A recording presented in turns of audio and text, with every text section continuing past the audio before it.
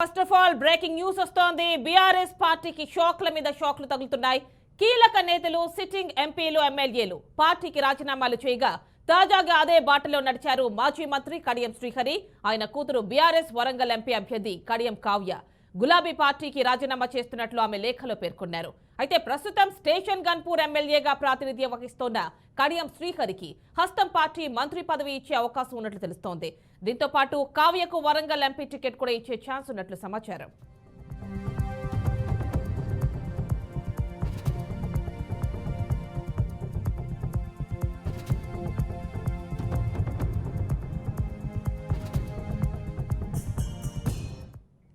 కాగా కడియం శ్రీహరి ఇవాళ కాంగ్రెస్ లో చేరనున్నారు. తన కూతురు కావ్య సహా సీఎం రేవంత్ రెడ్డి సమక్షంలో కాంగ్రెస్ కండువా కప్పుకోనున్నారు. కాంగ్రెస్ లో కడియం చేరికతో రాజకీయ సమీకరణాలు మారనున్నాయి. కడియం శ్రీహరి బీఆర్ఎస్ ను వీడటంతో ఉమ్మడి వరంగల్ జిల్లాలో ఆ పార్టీకి గట్టి దెబ్బే తగిలే అవకాశం ఉంది. ఇప్పటికే పలువురు నేతలు పార్టీని వీడారు.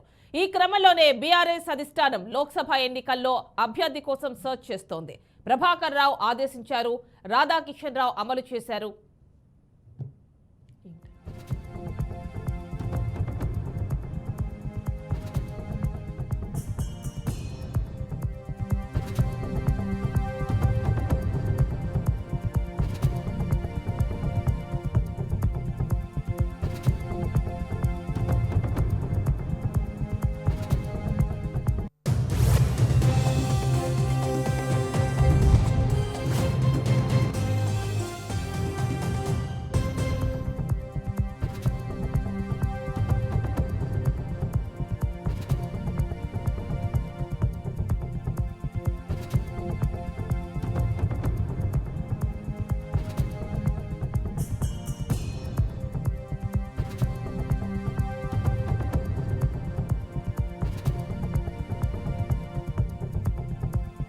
ఈ అంశానికి సంబంధించి ఫుల్ డీటెయిల్స్ మా కరెస్పాండెంట్ వరంగల్ నుంచి భాస్కర్ అందిస్తారు. భాస్కర్, చెప్పండి, కడియం శ్రీహరితో పాటు ఆయన కుమార్తె కావ్యతో సహా కాంగ్రెస్ లోకి వెళ్తున్నట్లుగా సమాచారం వస్తోంది. ఫుల్ డీటెయిల్స్ ఇవ్వండి.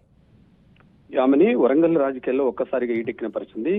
టీఆర్ఎస్ నేతలు, టీఆర్ఎస్ లీడర్లో గత 10 ఏళ్ల నుంచి ఒక గొప్ప 10 ఏళ్ల నుంచి ఒక బలమైన నేతగా వరంగల్ ఉన్నటువంటి కడియం శ్రీహరి ఒక్కసారిగా ప్రస్తుతం ఆయన స్టేషన్ గన్పూర్ ఎమ్మెల్యేగా కొనసాగుతుండు. అదేవిధంగా కడియం శ్రీహరి కూతురు కడియం కావ్య కూడా నిన్న కాకముందే వరంగల్ పార్లమెంట్ బీఆర్ఎస్ అభ్యర్థిగా కేసీఆర్ అధినేత, టీఆర్ఎస్ అధినేత కేసీఆర్ ప్రకటించిన పరిస్థితి. ఈ నేపథ్యంలో గత సాధారణ ఎన్నికల తర్వాత మారుతున్నటువంటి రాజకీయ పరిణామాల నేపథ్యంతో కడియం శ్రీహరి టీఆర్ఎస్ నుంచి కొనసాగే అవకాశం లేదు. దానికి సంబంధించి టీఆర్ఎస్ పార్టీలో అనేక అవినీతి ఆరోపణలు ఎదుర్కొంటారు. ఫోన్ ట్యాంపరింగ్ కావచ్చు, ఆ కవిత లిక్కర్ కేసు కావచ్చు, అనేక విధాలుగా టీఆర్ఎస్ పార్టీని ఉక్కిరి బిక్కిరి చేస్తున్న నేపథ్యంలో మనం చూస్తున్నాం రిపీటెడ్ గా. అయితే ఈ నేపథ్యంలో టీఆర్ఎస్ ఒకసారి మనం టీఆర్ఎస్ ఎంపీగా టీఆర్ఎస్ పార్టీలో ఉంటే కనుక మనం గెలవలేమని ఒక అనుమానంతో టీఆర్ఎస్ పార్టీకి ఆ కడియం కావ్యాన్ని అర్ధరాత్రి రాజీనామా చేసినట్టు తెలియదు, లేక విడుదల చేసిన ఆమె టీఆర్ఎస్ పార్టీకి రాజీనామా చేసి కాంగ్రెస్ లో చేరుతున్నట్టు ఊహాగానాలు తెలుస్తున్న పరిస్థితుంది. ఈ నేపథ్యంలో గత 2 రోజుల నుంచి వాళ్ళు ఢిల్లీలోనే మకాం వేసినట్టు తెలుస్తుంది. ఢిల్లీలో అగ్రనేతలు టచ్ లో ఉన్నట్టు తెలుస్తుంది. ఇటు సీఎం రేవంత్ రెడ్డి కావచ్చు, కాంగ్రెస్ పార్టీలో అగ్రనేతలతోటి టచ్ లో ఉన్నట్టు సమాచారం తెలుస్తుంది. అయితే నిన్ననే కేకే సీనియర్ నేత ఏదో కేకే టీఆర్ఎస్ పార్టీకి సలహాదారుడుగా కేసీఆర్ కథ సన్నిహితిగా ఉన్నటువంటి కేసీఆర్ తోటి చర్చలు జరిపి టీఆర్ఎస్ లో ఉండలే, నేను టీఆర్ఎస్ పార్టీలో కుటుంబ పరిపాలన జరుగుతుంటే ఒక ఆధిపత్యం నడుస్తుంది కాబట్టి టీఆర్ఎస్ లో ఉండలేను, నేను పుట్టింది బై బర్త్ కాంగ్రెస్ పార్టీలోనే, కాంగ్రెస్ పార్టీలో సత్యందారు కూడా కాంగ్రెస్ పార్టీలో కొనసాగుతాను తేల్చి చెప్పడం తోటి ఒక్కసారిగా తెలంగాణ రాష్ట్ర రాజకీయాలు కావచ్చు, at the same time Warangal రాజకీయాలు కూడా ఒక్కసారిగా హీటెక్కిన పరిస్థితి. అదే బాటలో కడియం శ్రీహరి కూడా నడుస్తున్నట్టు మనకు తెలుస్తుంది. వరంగల్ ఇప్పటికీ కాంగ్రెస్ పార్టీకి సంబంధించి వరంగల్ టికెట్ ఎవరికి ప్రకటించినట్టు పరిస్థితుంది. ఎంపీ టికెట్ సంబంధించి ఇటు బీఆర్ఎస్ పార్టీ ప్రకటించింది, కడియం కావ్యని at the same time BJP కూడా ప్రకటించింది. Same time BJP TRS party అభ్యర్థిని కడియం కావ్యని ప్రకటించిన అయినా కూడా ఆమె టీఆర్ఎస్ పార్టీ నుంచి పోటీ చేయలే నేను. ఈ నేపథ్యంలో ప్రభుత్వం ప్రస్తుతం గత 10 ఏళ్ళలో టీఆర్ఎస్ పార్టీలో అధికారంలో ఉన్న తర్వాత అనేక అవినీతి ఆరోపణలు చేసుకుంది, అనేక అక్రమాలు చేసింది. ఇటు కాళేశ్వరం ప్రాజెక్టు కావచ్చు, అనేక అక్రమాల్లో టీఆర్ఎస్ పార్టీ ఇరుక్కుపోయింది, ఉక్కిరి బిక్కిరి ఆడుతున్న పరిస్థితి. టీఆర్ఎస్ ఉంటే కనుక మనం తప్పకుండా ఓడిపోయే అవకాశం ఉంది. ఎవరు కూడా ప్రజలు విశ్వసించరు, ఎవరు కూడా అదే అట్ ది సేమ్ టైం వరంగల్లో ఉన్నటువంటి పార్లమెంటు సెగ్మెంట్ లో ఎవరు కూడా కార్యకర్తలు కావచ్చు, ఇటు లీడర్లు కావచ్చు, ఒక సఖ్యత లేదు, ఎవరు సపోర్ట్ చేసే పరిస్థితి లేదు. తప్పకుండా మనం ఓడిపోతాం కాబట్టి మనం టీఆర్ఎస్ లో కొనసాగితే నష్టం జరుగుతుంది ఊహించిన నేపథ్యంలోనే వారు ప్రస్తుతం టీఆర్ఎస్ పార్టీకి రాజీనామా చేశారు. అయితే టీఆర్ఎస్ పార్టీ రాజీనామా చేసిన తర్వాత కాంగ్రెస్ పార్టీలో చేరే అవకాశం ఉంది. కాంగ్రెస్ పార్టీ అగ్రనేతలతో ఇప్పటికే టచ్ లోకి వెళ్ళినట్టు తెలుస్తుంది. కడియం చేరి ఇప్పటికే నిన్న గత 2 రోజుల నుంచి కూడా తర్జన భర్జన జరుగుతుంది, మంత్రాలు జరుగుతున్నట్టు తెలుస్తుంది. నేపథ్యంలో ఇవాళ రేపు పూర్తిస్థాయిలో అంటే అఫీషియల్ గా కాంగ్రెస్ పార్టీలో చేరే అవకాశం బట్టి తెలుస్తుంది సమాచారం. అయితే టీఆర్ఎస్ నుంచి వీడిన తర్వాత కాంగ్రెస్ పార్టీలో చేరిన తర్వాత వరంగల్ టికెట్ కడియం సేరికి ఇస్తారా? ఒకవేళ కడియం సేరి సేమ్ వరంగల్ లో నడుస్తున్నటువంటి సెగ్మెంట్ పరిస్థితిలో ఇప్పటికీ వరంగల్ పార్లమెంట్ టికెట్ మాదిగలకే కేటాయించాలని ఎస్సీ సామాజిక వర్గం చెందిన కాబట్టి మాదిగలకు కేటాయించాలి. ఇప్పటికే కాంగ్రెస్ లో మాల వర్గానికి చెందిన 2 టికెట్లు కేటాయించడం జరిగింది వేరే జిల్లాలలో. సేమ్ టైం వరంగల్లో మాదిగ సామాజిక వర్గం చెందిన కడియం శ్రీకే టికెట్ కేటాయించగా మనకు అక్కడ గెలిచే అవకాశం ఉందని చెప్పేసి కాంగ్రెస్ ఒక వ్యూహం రచించినట్టు తెలుస్తుంది. ఆ నేపథ్యంలోనే కడియం శ్రీకి నిజంగానే ఎమ్మెల్యేకు రాజీనామా చేయించి ఎంపీగా పోటీ చేసే అవకాశం ఉందా లేదా మళ్ళీ కాంగ్రెస్ నుంచే కడియం కావ్యకిస్తారనేందుకు ఒక స్పష్టత రావాల్సిన అవసరం ఉంది. నేపథ్యంలోనే కాంగ్రెస్ పార్టీ ఆ దిశగా ఆ ప్రయత్నం చేస్తున్నట్టు తెలిసింది.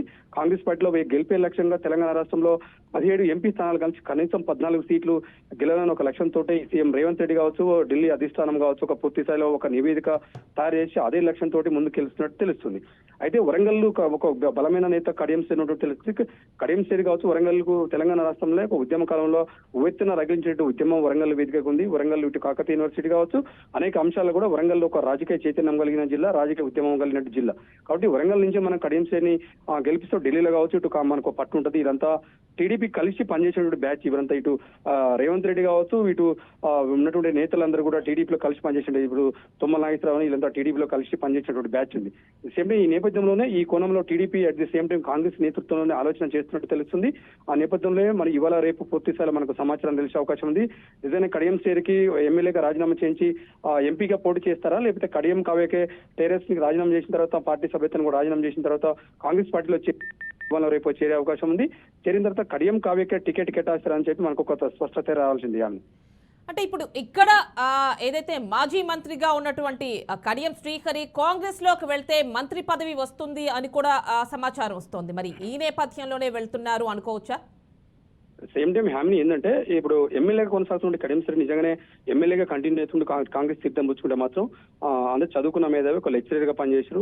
ది సేమ్ ఎస్సీ సామాజిక వర్గం చెందిన నేత కాబట్టి ఒక ఎడ్యుకేషన్ మినిస్టర్ ఇచ్చే అవకాశం ఒక చర్చ కూడా జరుగుతున్న పరిస్థితి ఉంది. ఆ నేపథ్యంలో లేదా వరంగల్ ఎంపీ టికెట్ కు కేటాయిస్తే మాత్రం ఆయన రాజకీయం చాతుర్యం కలిగిన లీడర్, ఒక నేత ఉద్యమ నేతగా పట్టున్నట్టు లీడర్. అది గతంలో టీడీపీలో కావచ్చు టీఆర్ఎస్ లో కావచ్చు ఒక డిప్యూటీ సీఎం గా పనిచేసిండు. ఒక పరిపాలన మీద పట్టున్నట్టు నేత ఒకవేళ ఎంపీ టికెట్ కేటాయిస్తే కూడా ఎంపీ కూడా చేసే అవకాశం ఉంది. నిజంగానే కాంగ్రెస్ ప్రభుత్వం కాంగ్రెస్ లో చేరిన తర్వాత అదే శేషంగన్పూర్ నుంచి ఎమ్మెల్యే గెలిచింది కాబట్టి ఆయనకు మంత్రిత్వ శాఖలో అవకాశం కల్పిస్తారా, మంత్రి పదవి ఇస్తారా, లేకపోతే ఎంపీగా పోటీ చేసే అవకాశం ఉందా, లేకపోతే ఎంపీగా కాకుండా మంత్రి పదవి ఎమ్మెల్యే కొనసాగిన తర్వాత మంత్రి పదవి ఇచ్చేదైనా పొట్టుపోలే కేటాయిస్తారా అని చెప్పి చూడాల్సిన అవసరం ఉంది. ఒకవేళ లేదంటే ఎంపీగానే కేటాయించే అవకాశం ఉంది. ఎంపీగా కేటాయిస్తే మాత్రం శేషంగన్పూర్ లో బై ఎలక్షన్స్ వచ్చే అవకాశం ఉంది. బై ఎలక్షన్ లో ఇప్పుడు కాంగ్రెస్ నేతలు కొంతమంది ఇప్పుడు ఎంపీ టికెట్ ఆశించిన నేతలు ఇప్పుడు దొమ్మటి సామయ్య కావచ్చు 2-3 నేతలు ఉన్నారు, బలమైన నేతలు. మొదటి నుంచి అధికారం లేకున్నా కూడా పార్టీని పట్టుకుని 10 ఏళ్ల నుంచి ఉన్నటువంటి నేతలు కొందరు ఉన్నారు. ఆ నేతలకు ఎవరైనా శేషంగన్పూర్ ఎమ్మెల్యే టికెట్ అకామిడేట్ చేస్తారా లేదా వేరే అంశాలు ఇంకేదైనా పరిశీలిస్తారని చూడాల్సి ఉంది. ఒకవేళ కడియం శ్రీ కనుక ఎమ్మెల్యేనే కంటిన్యూ అవుతుంటే ఎంపీ టికెట్ మాత్రం దొమ్మటి సాంబయ్య, ఇతర డాక్టర్ వేరమాల రామకృష్ణ, పరంజ్యోతి 4 నేతలు పోటీలు ఉన్నారు. వారికి ఏమైనా కేటాయించే అవకాశం ఉందా, లేదా ఎమ్మెల్యేగా రాజీనామా చేయించి ఎమ్మెల్యేగా వేరే అభ్యర్థిని దొమ్మటి సాంబయ్యని అటు శేషంగన్పూర్ కు షిఫ్ట్ చేస్తే కనుక సేమ్ సామాజిక వర్గం సేమ్ ఈక్వేషన్స్ లో కొంత సామాజిక న్యాయం కల్పించినట్టు చెప్పి ఆలోచన చేసే అవకాశం ఉందని చెప్పి మనకు తెలుస్తున్న సమాచారం ఉంది. అయితే ఈ నేపథ్యంలో నిజంగానే ఒక ఎంపీకి వస్తే మాత్రం అక్కడ శేషంగన్పూర్ వికెట్ అవుతుంది. అక్కడ దొమ్మటి సాంబయ్య లేదా ఇతర నేతలకు ఇచ్చే అవకాశం ఉంది. ఈయన ఎంపీగా పోటీ చేసే అవకాశం ఉంది. ఎంపీగా పోటీ చేస్తే కాంగ్రెస్ పార్టీలో కొంత బలమైన ఒక చదువుకున్న మేధావి, అదేవిధంగా లెక్చరర్ గా పనిచేసి ఈయన కొంత సబ్జెక్ట్ ఉన్నాడు. ఢిల్లీ స్థాయిలో కూడా మనకు కేంద్ర ప్రభుత్వంలో కూడా మనం రేపు ఇండియా కూటమి అధికారంలోకి వచ్చిన తర్వాత మనకు వాయిస్ కావచ్చు ఇతర అంశాల్లో మనం చెప్పేదానికి అవకాశం ఉందని ఒక కోణంలో ఆలోచిస్తున్న పరిస్థితి. నిజంగానే ఎంపీగానే టికెట్ ఇస్తారా లేదా ఎమ్మెల్యేగా ఉంచి మంత్రిగా ఇస్తారన్న అవకాశం అయితే మనకు కొంత స్పష్టత అయితే రావాల్సింది. ఆమెని అంటే భాస్కర్ మొన్నటి వరకు సంవత్సరం లోపు కాంగ్రెస్ పార్టీని గద్దె దించేస్తాం, ఆ ప్రభుత్వం కాంగ్రెస్ ప్రభుత్వం పడిపోతుంది, ఇలాంటి వ్యాఖ్యలన్నీ చేస్తున్నారు కడియం శ్రీహరి. మరి ఈ నేపథ్యంలో సడన్ గా కాంగ్రెస్ లోకి వెళ్తున్నారు అన్న సమాచారం చాలా తీవ్రంగా వస్తోంది. ఎలా చూడాలి? ఏదో గతంలో టీఆర్ఎస్ లో కొనసాగిన గత 10 ఏళ్ల నుంచి టీఆర్ఎస్ అనేక మంది ఎమ్మెల్సీగా పనిచేసిండు, ఎంపీగా పనిచేసిండు, డిప్యూటీ సీఎం హోదాలో పనిచేసిండు. టీఆర్ఎస్ పార్టీ నుంచి ఉన్న నేతృత్వంలో టీఆర్ఎస్ పార్టీ వర్గం టీఆర్ఎస్ ఉన్న నేపథ్యంలో ప్రతిపక్షగా ఒక పాత్ర పోషించాల్సిన అవసరం ఉంది. కాబట్టి నేను ఒక ప్రతిపక్షాల హోదాలనే మాట్లాడినటువంటి అంశం ఉంది. అది అనేక లీడర్లు చూడొచ్చు.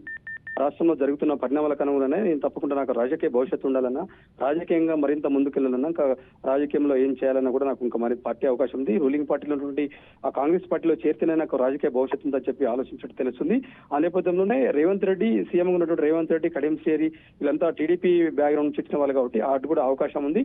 ఆ ప్రతిపక్షాలు కాబట్టి ఎవరైనా ప్రతిపక్షాలు మాట్లాడే అవకాశం ఉంటుంది కాబట్టి దాన్ని పరిగణలోకి తీసుకోవద్దు. తప్పకుండా ప్రతిపక్షం పాలకపక్షం కానీ రెండింటి కాబట్టి అంత న్యాచురల్ అని చెప్పి అనేక సందర్భాలు చెప్పిన పరిస్థితి. అదేవిధంగా కడియం శ్రీహరి కూడా ఒక మాట ఎటు పక్షంలో కూడా ప్రజల పక్షాలు ఉంటామని చెప్పి చెప్పడం జరుగుతుంది. అట్ ది సేమ్ టైం దీన్ని పరిగణలోకి తీసుకున్న రేపు కాంగ్రెస్ పార్టీలోకి వచ్చినా కూడా అట్ ది సేమ్ టైం మన టీఆర్ఎస్ పార్టీ మీద కూడా అంటే మాట్లాడాల్సి వచ్చిన అంశం ఉంటుంది. నిజంగానే మాట్లాడతారా ఏంటి అనేది మనం కొద్ది రోజులు చూడాల్సిన అవసరం అయితే ఉంది. రైట్ భాస్కర్, ఇక ఇదే అంశానికి సంబంధించి మరిన్ని డీటెయిల్స్ మా కరెస్పాండెంట్ క్రాంతి అందిస్తారు. క్రాంతి, చెప్పండి, అంటే కడియం శ్రీహరి అదేవిధంగా ఆయన కుమార్తె కావ్య ఇద్దరు కూడా కాంగ్రెస్ లోకి వెళ్తున్నట్టుగా సమాచారం అందుతోంది. మరి దీనికి సంబంధించి ఫుల్ డీటెయిల్స్ ఇవ్వండి. రైట్ యామిని, ప్రస్తుతానికైతే కడియం శ్రీహరి మరియు కడియం కావ్య కూడా ఇప్పటికైతే ఢిల్లీకి చేరారు. ఢిల్లీలోని ముఖ్య నేతలతో మాత్రం సమావేశం అయ్యారు. ఈ రోజు లేదా రేపు మాత్రం కాంగ్రెస్ కండువా, ఎందుకంటే కాంగ్రెస్ గుటికి చేరనున్న కడియం శ్రీహరి కావచ్చు, ఎందుకంటే కడియం కావ్య కావచ్చు, ఎందుకంటే బీఆర్ఎస్ తరఫు నుంచి మాత్రం తనకు బీఫామ్ కూడా ఇచ్చేసి ఎంపీ అభ్యర్థిలో మాత్రం వరంగల్ నుంచి దించారు.